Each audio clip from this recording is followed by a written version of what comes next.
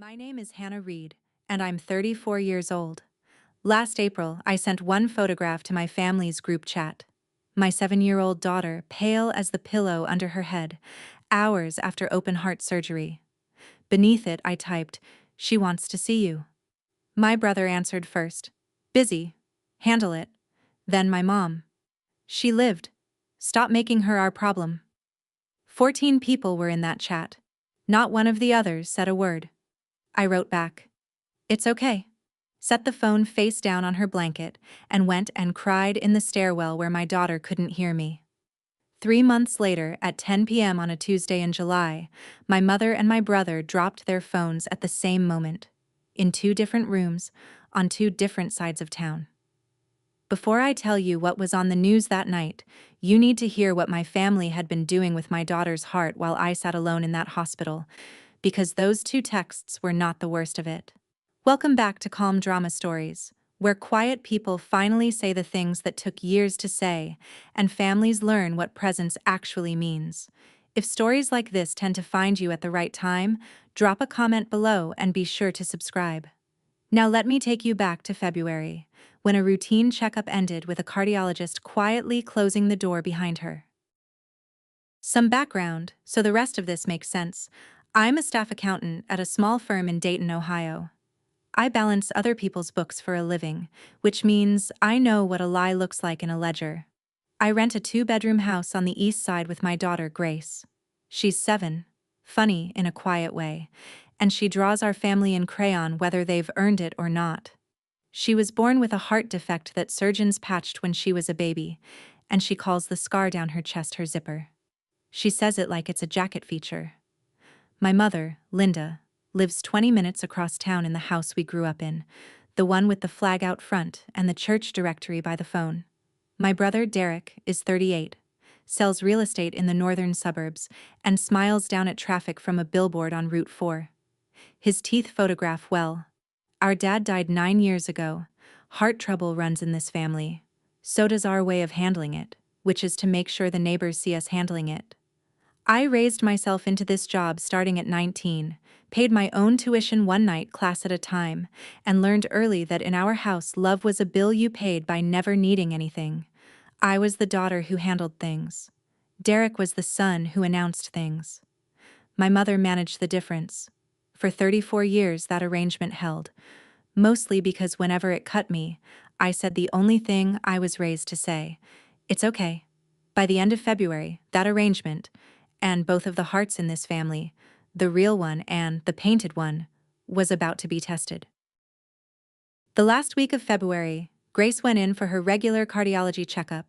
Routine, the kind I'd sat through a dozen times with a magazine I never read. Except this time, the echo took too long, and the tech stopped chatting, and Dr. Okafor came in and closed the door behind her with a softness I felt in my spine. The valve they'd repaired when Grace was a baby was failing, faster than anyone had projected. She used calm words, regurgitation, enlargement, surgical window, and then one sentence with no calm in it at all. "We shouldn't wait past spring. Open heart surgery. A valve repair at a children's hospital in Cincinnati, 90 minutes south, sometime in the next 6 to 8 weeks." I did what I always do when the floor moves. I made a list. I called the insurance company from the parking garage and stayed on hold long enough to memorize the music. I asked about out-of-pocket maximums and pre-authorization and lodging near the hospital. Then, because some habits outrank sense, I called my mother.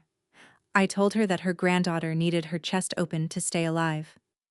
There was a pause on the line, and I could hear the kitchen clock I grew up under. My mother's first question was not whether Grace was scared, or whether I was, or what the doctors gave for odds. Her first question was, "Have you told anyone yet?" I remember looking at my own reflection in the car window and not understanding the question. I understood it fine within 48 hours. Because by the weekend, without one phone call to me, my daughter's face, school picture, missing tooth, Sunday dress, was on the internet asking strangers for money.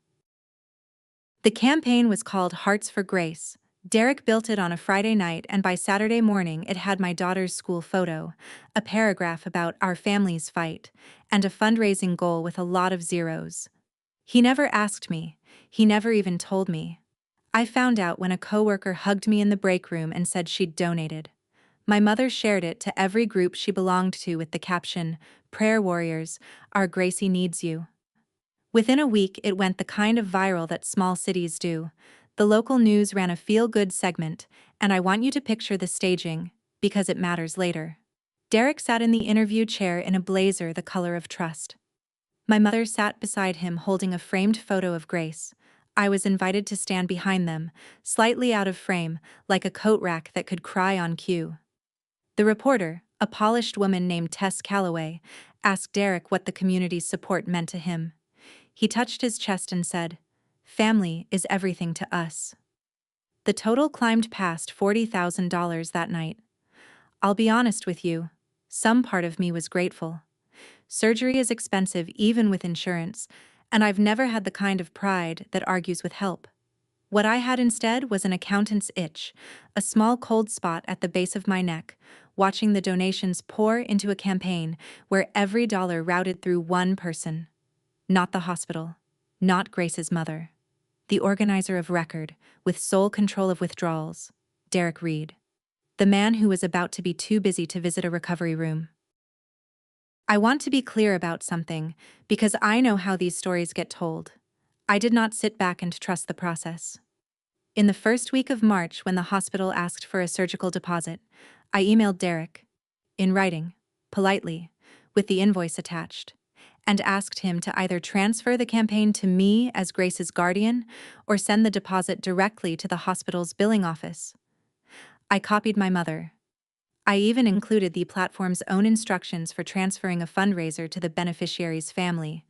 It's a checkbox. It takes a minute. Derek called instead of writing, which I would learn was a pattern, and said the money was in an account, that there was a process, and that I needed to trust the family. Then he did send money. $2,000. I know the exact figure because he handed it to me in a parking lot as an oversized novelty check, while a photographer from his real estate office took pictures for the campaign page. The caption said, "First disbursement to our brave girl." The comments filled with hearts. Here's what I couldn't do about it. And believe me, I looked. The platform gives organizers control of the funds. I had no legal claim right then short of hiring a lawyer, and I had a daughter being scheduled for open-heart surgery in 5 weeks, a job I couldn't lose, and pre-op appointments in another city. You can't fight a war and pack a hospital bag at the same time, so I did the one thing I had room for. I bought a gray binder, 3-ring, plain as oatmeal, and I started printing everything. Screenshots, dates, that grinning check. Accountant habit. It would matter later. They rolled my daughter away from me at 7:26 on the morning of April 14th. She was wearing a surgical cap with cartoon suns on it, and she told the anesthesiologist to be careful with her zipper. I signed the consent forms with a hand I ordered not to shake, and then I sat in a waiting room in Cincinnati for 9 hours and learned the pattern of the floor tiles by heart. 11 tiles between my chair and the coffee machine. I texted the family group chat when she went in. Thumbs up from a cousin. Nothing from my mother. Nothing from Derek. Around noon, a nurse named Bonnie, who had no reason to know my name, brought me a coffee I hadn't asked for and said, "Nobody should count tiles alone." I've thought about that sentence more than almost anything my family ever said to me. At 4:10, I opened my phone to check for news from the operating room, and my thumb landed on social media instead. And that is how I found out where my family was. The Hearts for Grace Gala. A hotel ballroom in Dayton. String lights. A step-and-repeat banner with my daughter's face printed on it a dozen times. My mother in a floor-length dress wearing a satin sash. A sash that read, "Team Grace." Derek in a tuxedo at a podium. The post went up while my daughter was still on the table, and the caption read, "Tonight, we celebrate hope." They had scheduled a party in her honor on the day of her surgery, 90 minutes north, and had not told me and had not come. I sat with that. I sat with it the way you sit with a broken rib. Shallow breaths, no sudden movement. Then the double doors opened and Dr. Okafor came out in her scrub cap, and everything else in the world went quiet, because her face was about to tell me whether I still had a daughter. She made it. The repair held. The numbers looked strong, and Dr. Okafor said the word successful, while I gripped her forearm like a woman going over a waterfall. They let me into the pediatric ICU that evening. If you've never seen your child after heart surgery, I'll spare you most of it. She was the color of the sheet. There were more wires than blanket. But around 8:30 she surfaced, found my face, and asked the question she'd been saving up under the anesthesia. Did Grandma come? I said. Grandma knew she was safe. Grace nodded, very serious, and said, "Tell her I still have my zipper." So I took one photograph. My girl, pale and small and alive, thumbs up half raised, and I sent it to the family group chat. 14 people, the whole roll call of Reeds. I typed, "She's out, she's okay, she wants to see you." The gala, I knew from the live stream, was just hitting dessert. Derek replied within a minute, "Busy, handle it." My mother's reply came while I was still staring at his. "She lived, stop making her our problem." I stood in that ICU with machines beeping the proof of my daughter's heartbeat, and I read those 2 sentences maybe 30 times. 12 other people saw them. 12 people who had shared the fundraiser, worn the sash, tagged the hashtag. Not one of them typed a thing. I memorized every name on that silence. Then I did what 34 years had trained me to do. I typed, "It's okay," and put the phone away, and walked to the stairwell at the end of the hall, and cried with my fist against my mouth so the sound wouldn't carry to her room. It's okay. My whole life in one small sentence. I want you to remember it, because the next time I said them out loud, there was a camera running. We came home 5 days later to a mailbox that had been busy while we were gone. Hospitals bill in waves like weather. Even decent insurance has a deductible and an out-of-pocket maximum, and ours found its ceiling fast. Add the gas, the parking garage, the lodging in Cincinnati, the 2 weeks I took unpaid to sit in that recovery room, and my careful little spreadsheet put the year's damage at over $11,000. Meanwhile, the Hearts for Grace campaign total sat on the public page for anyone to read. $112,000. I'm an accountant.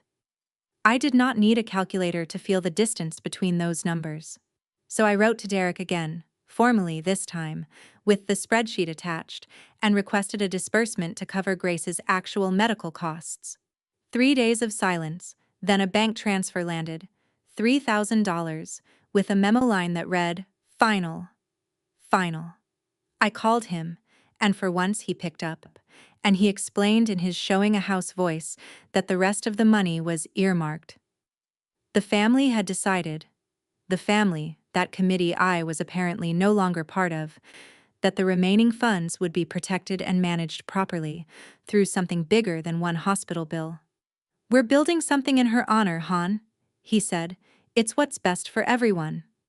I asked him what exactly was bigger than the actual child the strangers had paid for. He said a word I want you to hold on to, the way I had to. He said, "The foundation." Then he had a showing. If you've ever sat alone in a hospital waiting room while your family sent thoughts and prayers from a party, put the word "alone" in the comments. I read every one of them, and I know I'm not the only quiet one in this family of ours who's watching. And subscribe, because what I found out about that foundation is the part nobody believes. It took me 11 days to learn what my brother had built with my daughter's name. It had a logo. It had a bank account. It had everything, really, except her. The Grace Reed Foundation. I found it the way you find most family secrets now, through a state website and a search bar. Registered in Ohio in early May. Director, Derek Reed. Treasurer, Linda Reed. Mission statement: supporting families facing pediatric cardiac challenges, which is a beautiful sentence about a category of 1, minus the 1. There was already a website with a donate button and a photo of my daughter I had never approved, taken at Easter 2 years ago. There was already an announcement for a second annual Hearts for Grace Gala, which was a bold use of the word annual for an organization younger than the flowers on my porch. And then there was the part I didn't find online. I found it at a red light on Salem Avenue, on the way home from Grace's follow-up appointment. A bus bench. my daughter's face, printed level with the curb, next to the foundation's logo. And next to that, tastefully small, the gold and navy branding of Derek's real estate office. Same fonts, same colors, a matched set. My daughter had become a marketing asset with a scar. From the back seat, Grace looked out the window at herself and asked, in the mild voice she uses for genuinely confusing things, "Mom, why am I on a chair?" I told her some people put pictures where everyone can see them, and she thought about it and said, "But nobody asked me." 7 years old. Nobody asked me. Out of the mouths of babes, the entire case. I drove us home with my hands at 10 and 2 and my jaw aching. And that night I opened the gray binder and started a new tab. I labeled it, in block letters, The Foundation. I decided to do this like an adult, at a table, with the person in charge. My mother still holds Sunday dinner in the house we grew up in, pot roast and folded napkins and Grace before the meal. I waited until the plates were cleared, and then I asked her calmly why there was a foundation with my daughter's name on it that neither Grace nor I had agreed to, and where the $112,000 had gone. My mother did not flinch. My mother has never flinched in my presence. I used to think that was strength.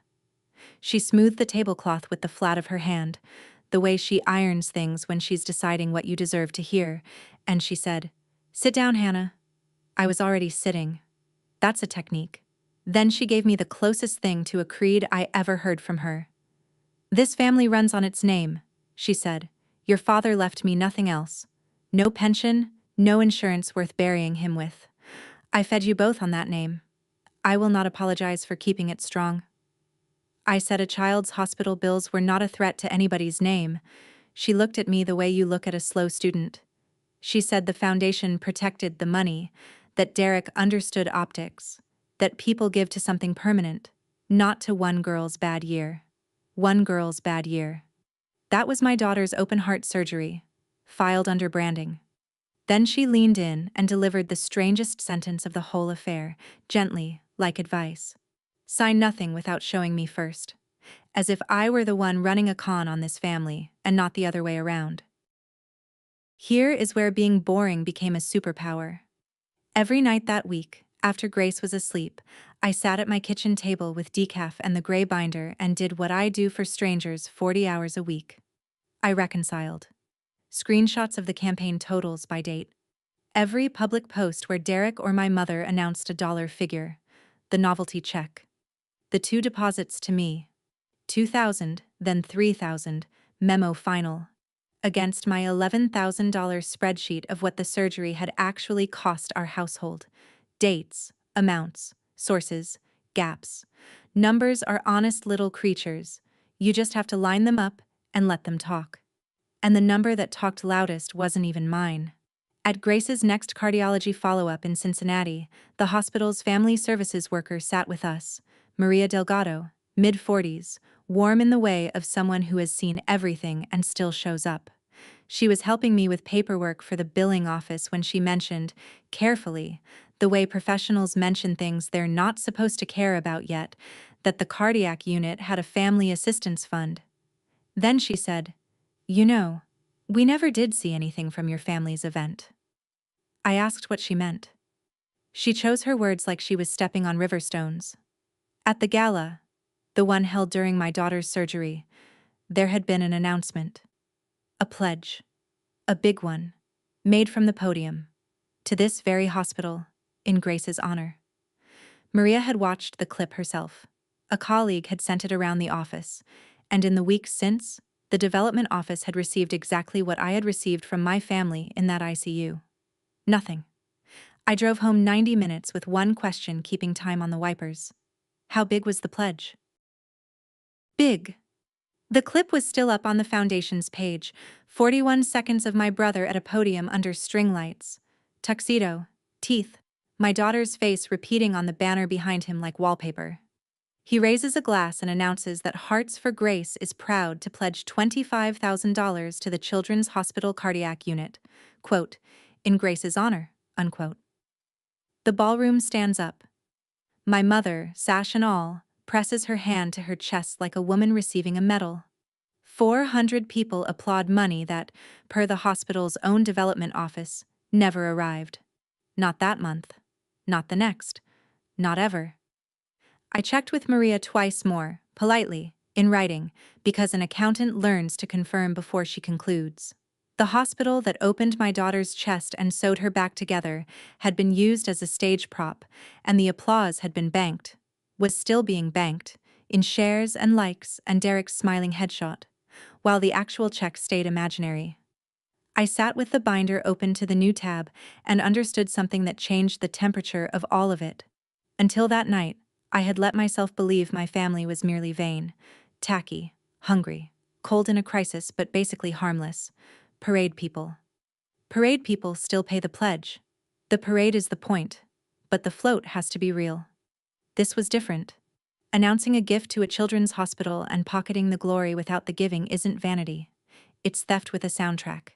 And if the loudest, most public, most checkable promise they made was hollow, then the quiet ones, the earmarked funds, the protected money, the entire $112,000 minus my five, weren't earmarked for anything but them.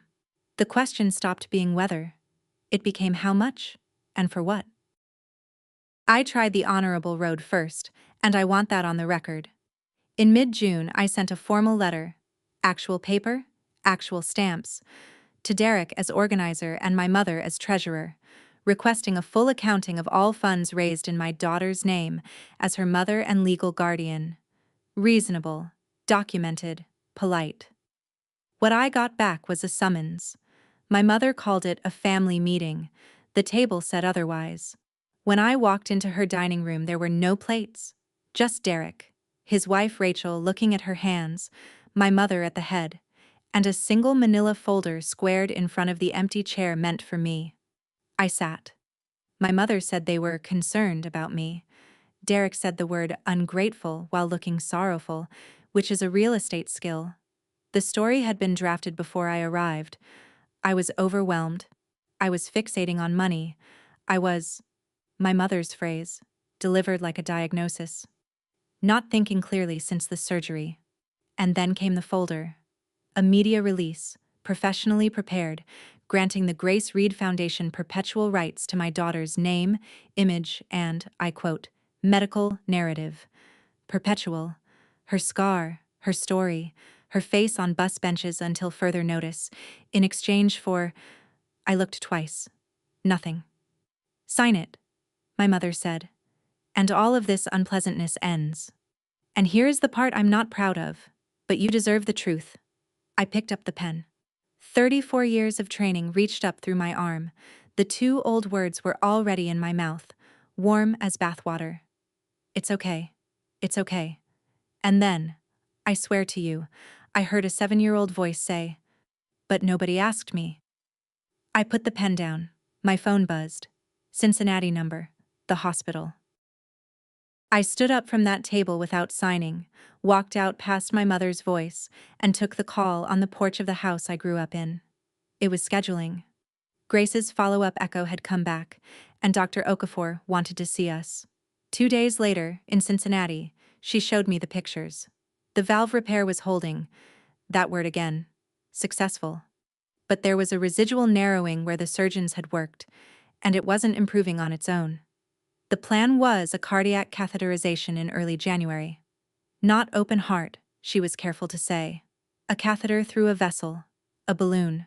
1 or 2 nights in the hospital. Routine for them.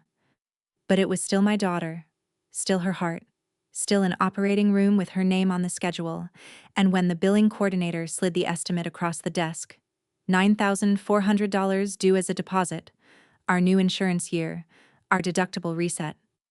I understood that this was no longer a story about the past. It was a story with a due date. That night, I sat at my kitchen table for a long time. Grace was asleep down the hall with her stuffed rabbit and her zipper and her whole unbothered heart. On the table in front of me, the binder, fat now, 3 inches of screenshots and statements and my careful reconciliations. I'd been assembling it the way you build a storm shelter, without admitting what you're waiting for. Time to admit it. I took a black marker and I wrote on the spine, in letters big enough to read across a room, Grace. Everything. Then I opened my laptop, went to the fundraising platform's help center, and found the form I had been circling for weeks. Report misuse of funds. I attached 30 pages. I described the pledge that never arrived, the final 3,000, the foundation, the bus bench. I read it twice, the way I read everything. Then I hit submit. 48 hours later, my brother's name lit up my phone for the first time in a month. He was not busy anymore. The platform did what platforms do when the paperwork is clean. It froze the campaign pending documentation. Every withdrawal stopped. The public page grew a gray banner that said funds were under review, which in a town like ours might as well be a billboard. Derek called 11 times in one afternoon. I counted, because by then I counted everything. I let each one roll to voicemail and listened to the sequence like a weather system moving through. Call 1, the big brother voice. Han, there's been a misunderstanding, call me back. Call 4, the negotiator. Let's keep this in the family, we can figure out a number. Call 9, the victim. You're really going to do this to us? After everything? After everything. I looked around my kitchen for the everything. The group chat, silent for my daughter's surgery, came alive like a stadium. Cousins I hadn't heard from since the ICU suddenly had opinions about loyalty. And then, at 9:40 that night, my mother's voicemail. Just one. She didn't waste calls. She placed them, like stones. Her voice was level, almost kind, which is her most dangerous register. Hannah, I don't know what you think you're doing, but you will not burn this family's name over money. Call your brother. Fix what you broke.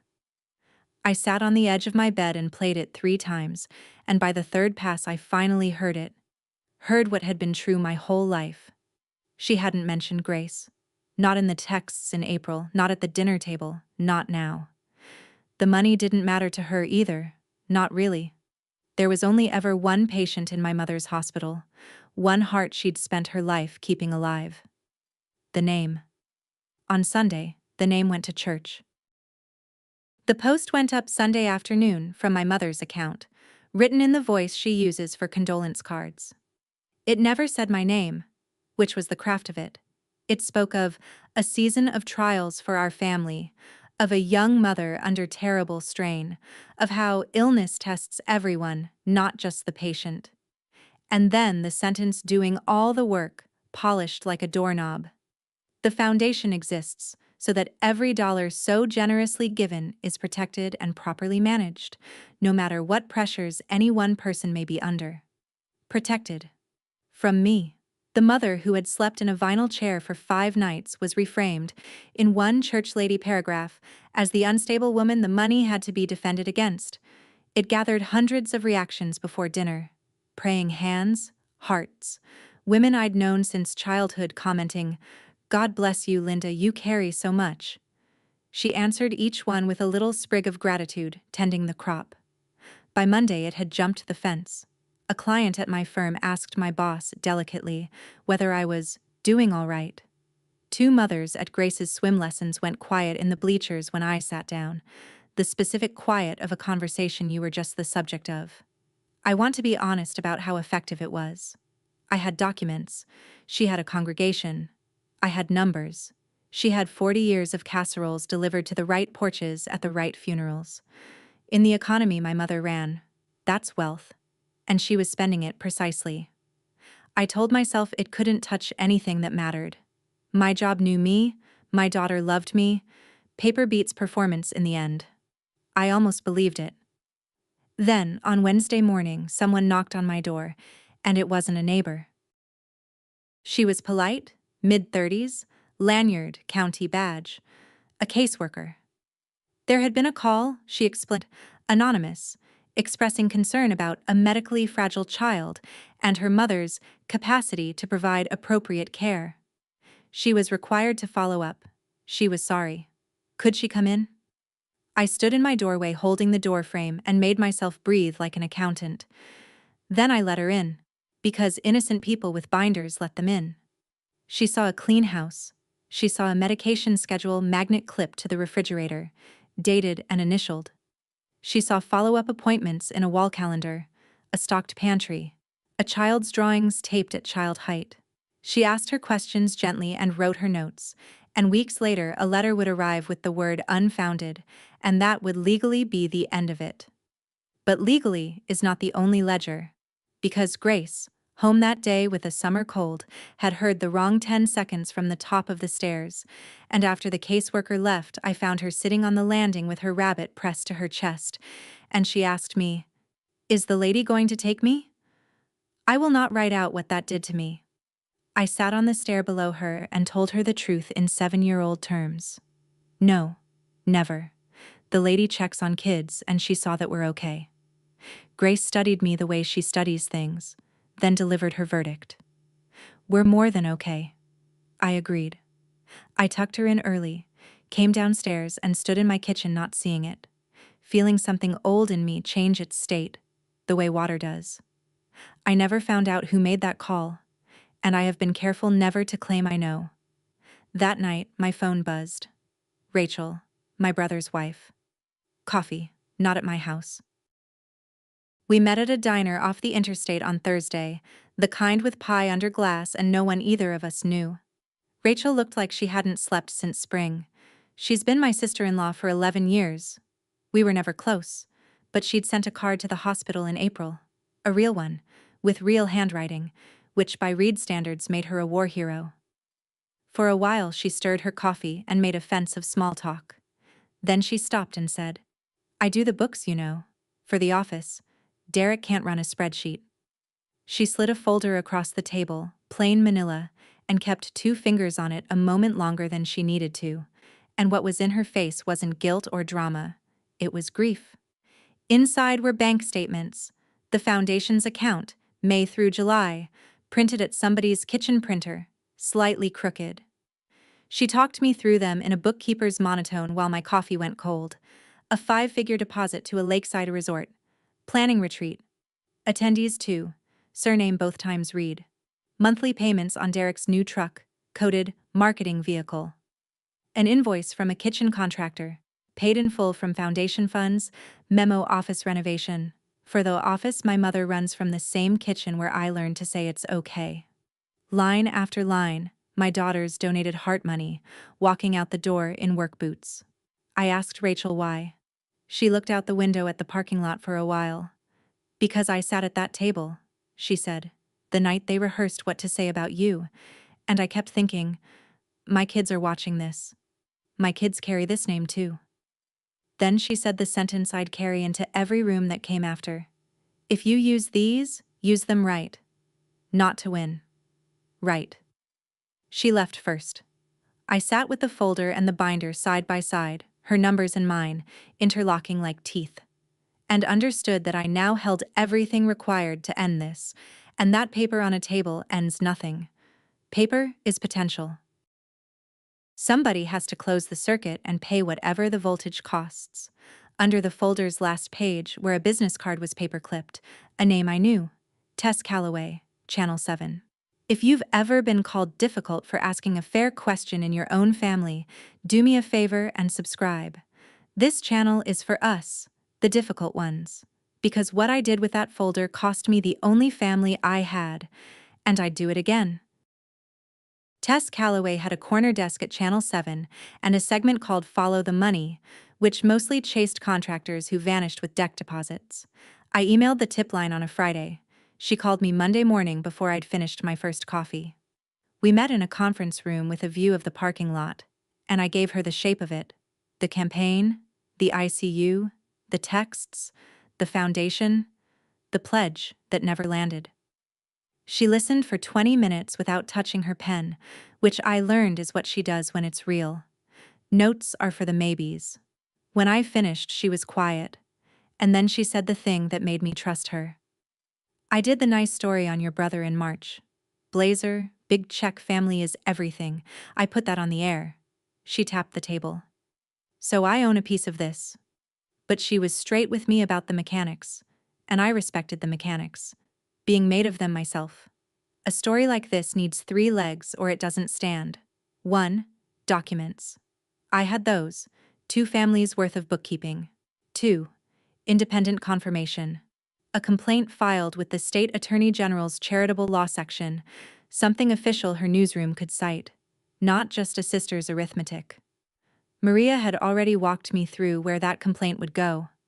The form had been sitting open on my laptop for a week, waiting for my nerve. And 3. She looked at me the way you look at someone before you hand them something heavy. A source. On camera. On the record.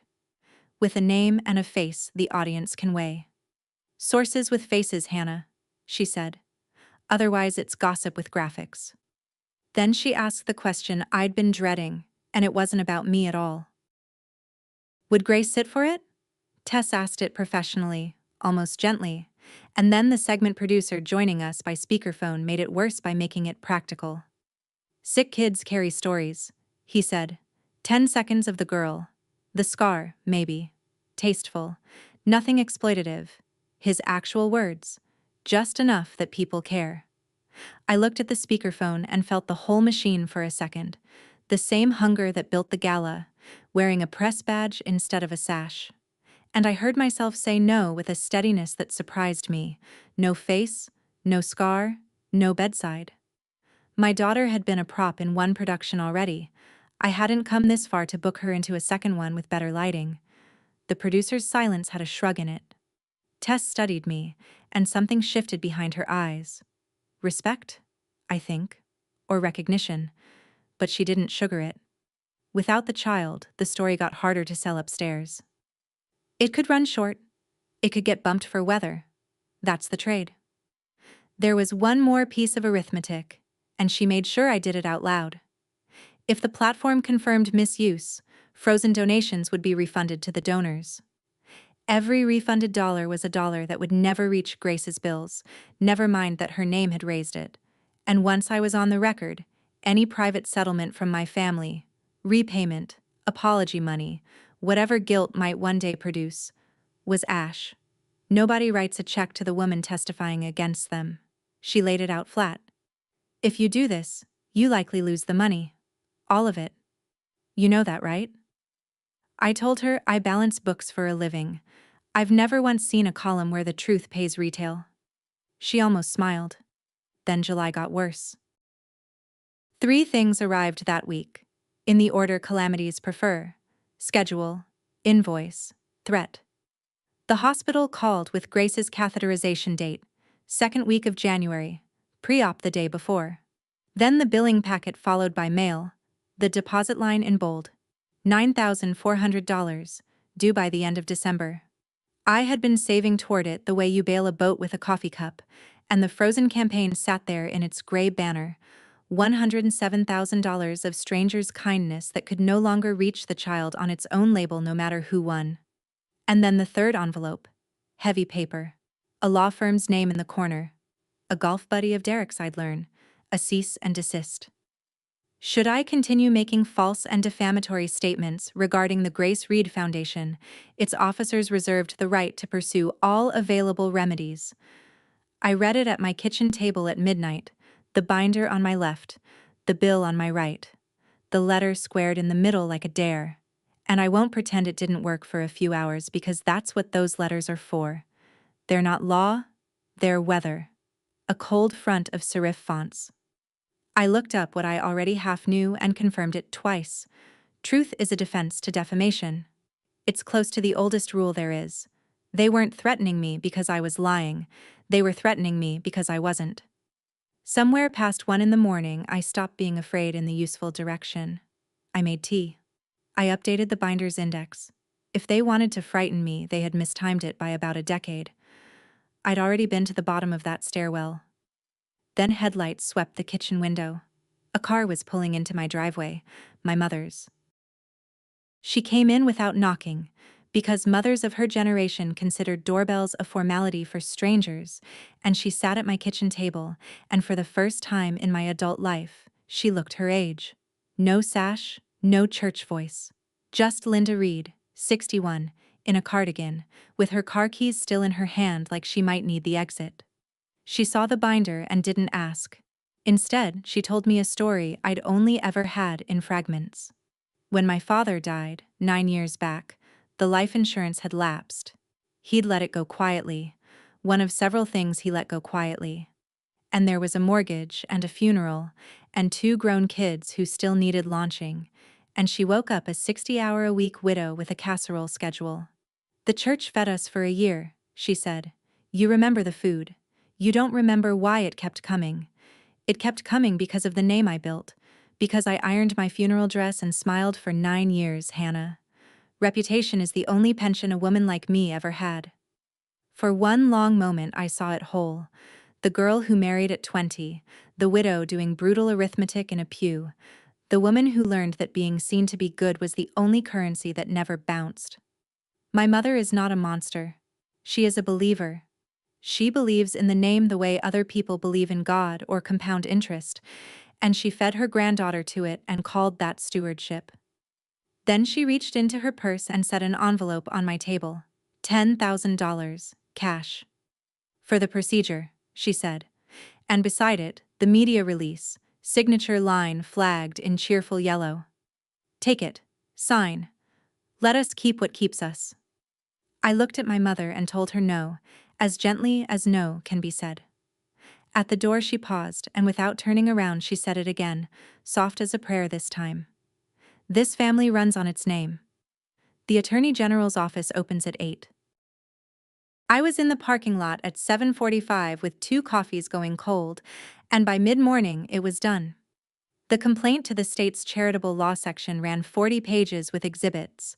My binder, Rachel's statements, the hospital's confirmation that no pledge was ever received, and at the end of it I signed a sworn affidavit, my name in blue ink under the word true, with a notary's stamp beside it like a wax seal on the old life. There are signatures you can walk back. This wasn't one, and I knew it while the pen was still moving, and my hand stayed level anyway. That afternoon, I sat in a Channel 7 conference room and signed the second document, an on-camera interview agreement with my conditions written into it, initialed by their producer, because I don't do handshakes anymore. No footage of Grace, no photographs of Grace, no hospital bed imagery, no school name, nothing that would let a stranger find my daughter. Tess read my markups and slid them to the producer without comment. He pushed back exactly once. "Without the kid, I might lose the 10 o'clock slot." And I told him, "Then lose it. You get the mother and the math." Tess wrote that down. She said it was the promo, and she wasn't wrong.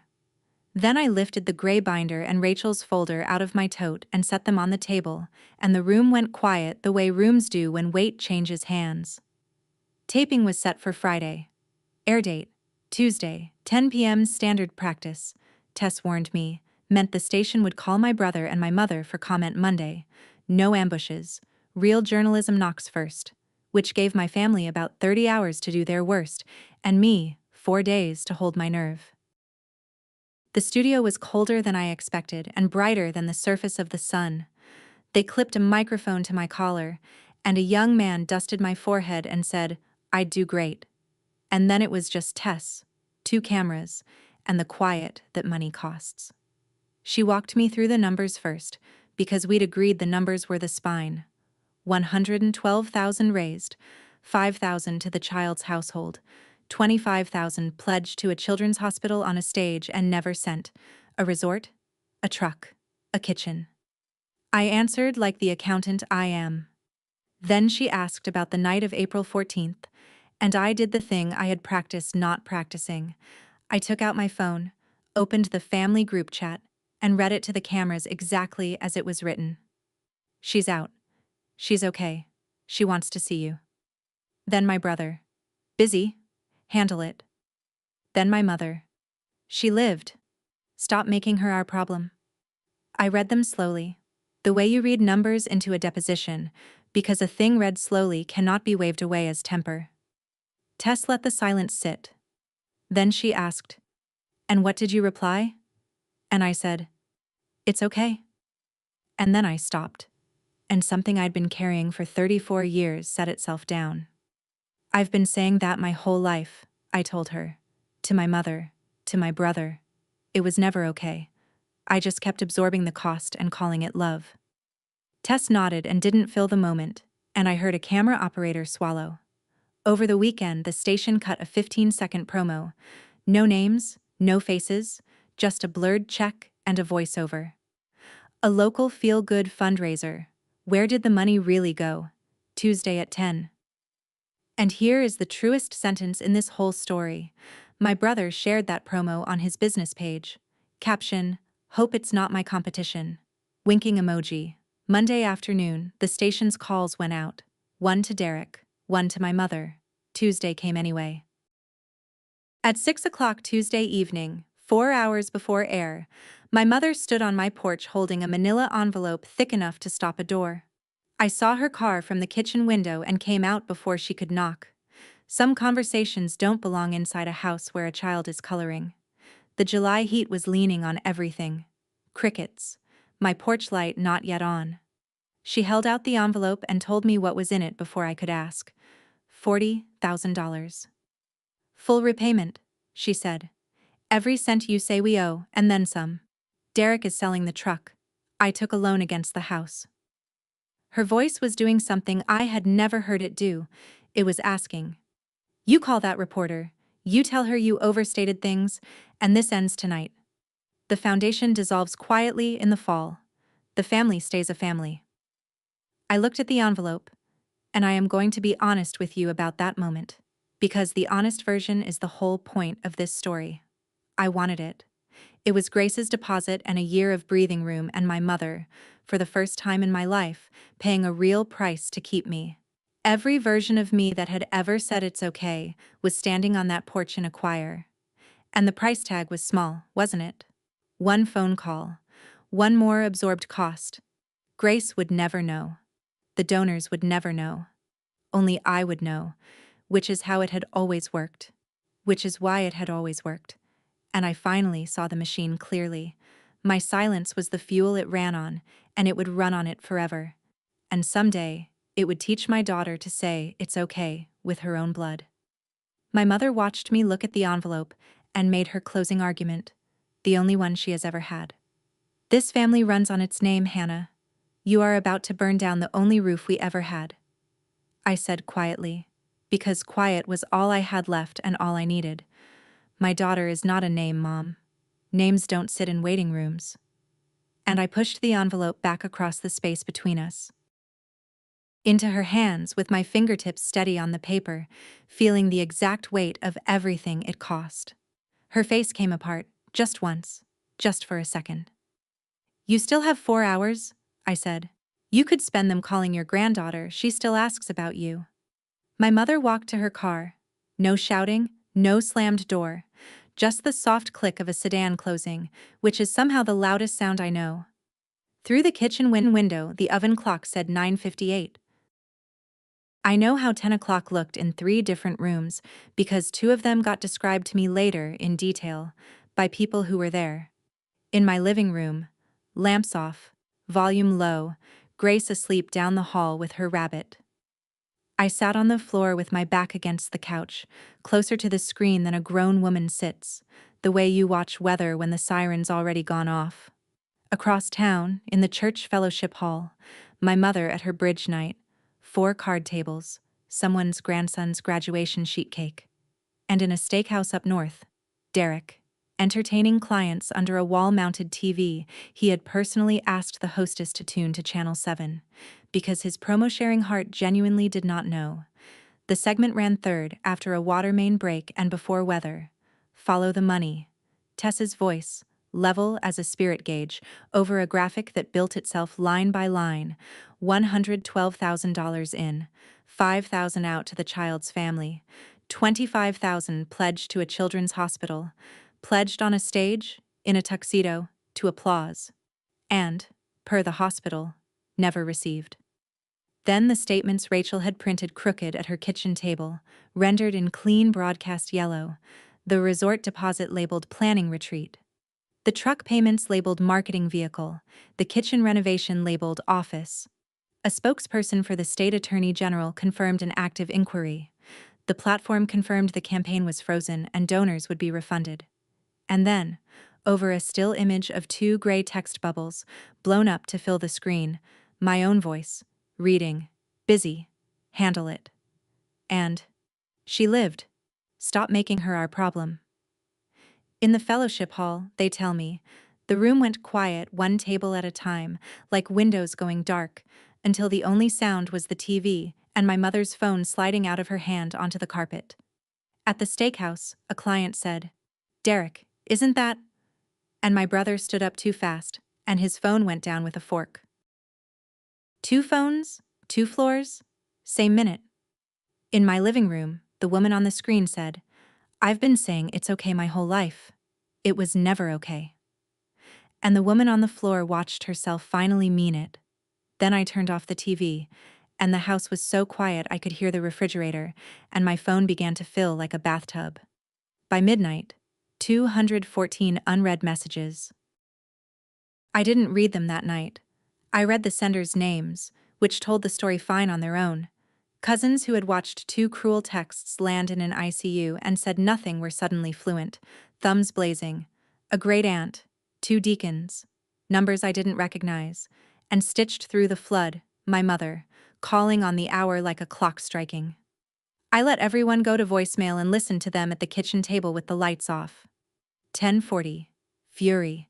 The burn this family voice. Words like betrayal and ungrateful. A threat about lawyers that had already been spent. 11:30. Damage control. Eerily composed.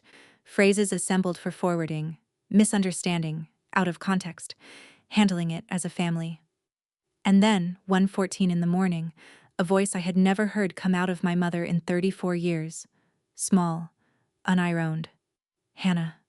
Please." That was the whole message. I sat with the phone glowing in the dark, and I want to be truthful with you the way I promised to be all along. That one nearly reached me. Rage I was braced for. Please had no precedent. I walked down the hall and stood in my daughter's doorway and listened to her breathe.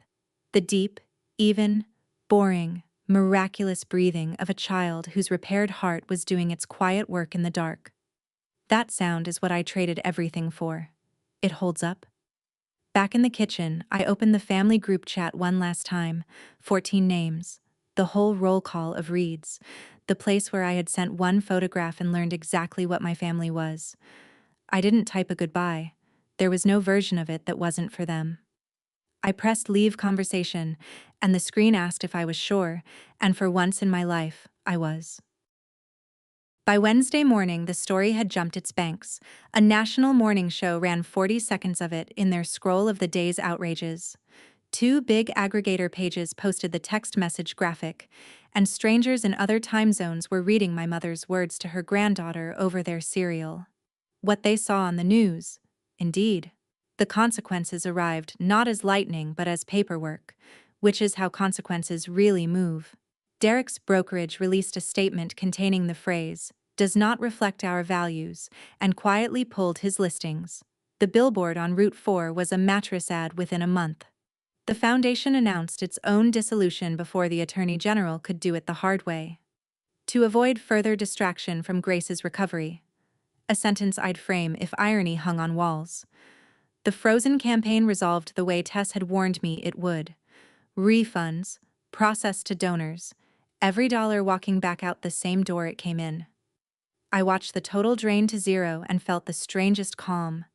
The money had never once behaved like money around my family. Better it go home clean. And then Thursday, Maria called from the hospital, and there was a smile in her voice she wasn't trying to hide. Donors had been calling the development office all week, refund emails in hand, asking whether there was a way to give so that it would actually reach the girl. There was. There had always been. The Cardiac Unit's Family Assistance Fund, hospital-administered, audited, applied straight to patient accounts, not 1 cent of it passing through anyone's kitchen. By the following Friday, the fund had received enough, earmarked for Grace's account, to cover the January deposit and the bills behind it, with a cushion left for the family after us. The money came back for my daughter. It just refused to pass through my hands. Or my mother's. Or anyone's. Good. That was the point. Bonnie, the ICU nurse, I learned much later, was in that donor list twice, once in April, under her own name, and once in July, under tile counter. Grace had her catheterization the second week of January. What they promised is what happened, which is all you can ask of medicine. A vessel, a balloon, 2 nights, home by Friday with a juice box addiction, and a sticker on her chart that said, "Champ." Dr. Okafor showed me the after pictures, the narrowing eased open, the numbers where they belonged, and used the word excellent, which from her was practically a parade. Maria met us in the lobby on discharge day with paperwork already done, deposit covered, balance covered, her smile covered by nothing at all. In the spring, the Attorney General's office resolved its inquiry the way these things resolve when the arithmetic is undeniable and the lawyers are tired. A settlement. Restitution paid into the state's fund for donor reimbursement, the foundation formally dead. And my mother and my brother both signed an agreement that neither of them will ever again solicit charitable funds in this state. Their names, the thing itself, on a registry that says so. There are days I find that sentence sad, and days I find it exact, and most days I find it both. Rachel filed for divorce in March and moved with her kids to 2 streets over from me. We trade school pickups now, which is its own quiet verdict on what a family is. And one afternoon in April, a year almost to the day from the photograph, an envelope came in my mother's handwriting. No apology inside. I'd known better than to hope, and hoped anyway. Just a single line on the back of an old Hearts for Grace donation card. My daughter's Easter face on one side, my mother's steady cursive on the other, because even her tenderness has to travel by way of the machine. You are still a Reed. I stood at the counter for a long time. Then I got out the gray binder, Grace. Everything down the spine, 400 pages of the war nobody wanted. I slid her card into the very last sleeve, behind the settlement letter, and closed the cover. Let the name live in there. In the archive, filed and finished. The spine was never about the name, it was about the girl. It always was. We hold Sunday dinner at my house now. It started as a one-time thing in the fall and calcified into law, the good kind. Picture it, the first warm Sunday in May, my little dining table with the leaf in, pot roast because some inheritances are worth keeping, folded napkins because so are some others. Maria brings a lemon cake that never survives to Monday. Bonnie drives down from her shift when she can, still in her scrub top, and lets Grace listen to her own heart with the stethoscope Bonnie gave her for Christmas. Rachel and her 2 kids fill the loud end of the table. Not one adult chair is occupied by anyone who shares my blood, and every chair is occupied by someone who showed up. Waiting room, diner booth, lobby, stairwell. Grace surveyed the table that Sunday, counting heads with her fork the way she counts everything, and delivered her finding to the room. Everybody came. Somewhere across town, I'm told, there was a gala that same month, different cause, same ballroom, same string lights. That machine doesn't stop. It just changes fuel. But it doesn't run on my daughter anymore. It doesn't run on me. Grace reached for her milk mid-laugh and knocked it over, a white lake spreading toward the pot roast. "Mom, it's okay," she announced, grabbing napkins, and the whole table froze for half a beat at the sound of that little phrase in her mouth, and I knelt down next to my daughter, eye to eye, and told her the one thing I know now that I didn't know a year ago. No, baby, some things aren't okay, and we're allowed to say so, because family isn't the people who share your name. Family is the people who show up when the machines are beeping. She considered this the way she considers everything. Then she nodded, and mopped up the milk, and asked for more roast. That's my story. 1 photograph, 2 texts I will never unread, and a 10 p.m. newscast that cost me the family I was born into and gave my daughter back her heart. If this reminded you of a waiting room you once sat in alone, put the word present in the comments. And if someone you love needs permission to stop saying it's okay, share this with them. Subscribe to Calm Drama Stories, and I'll see you in the next one.